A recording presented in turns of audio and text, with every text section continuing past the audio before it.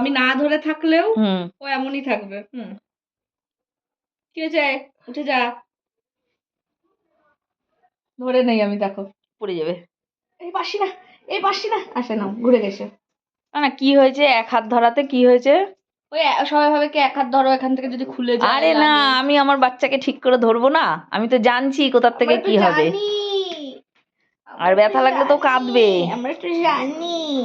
ওইভাবেই ধরে ওরা, মনে না না না ভাবে যদি লেগেও যায়। এটা সাবধান করা ঠিক আছে। এই যে অনেকে এই জায়গাটা ধরে টানে, এটা লাগে না তো। না, ওরা কুকুরের যখন বাচ্চাগুলো ওর মারা জায়গা চেঞ্জ করে, তখন তো এই জায়গা ধরেই নিয়ে যায়। তাই না সোনা?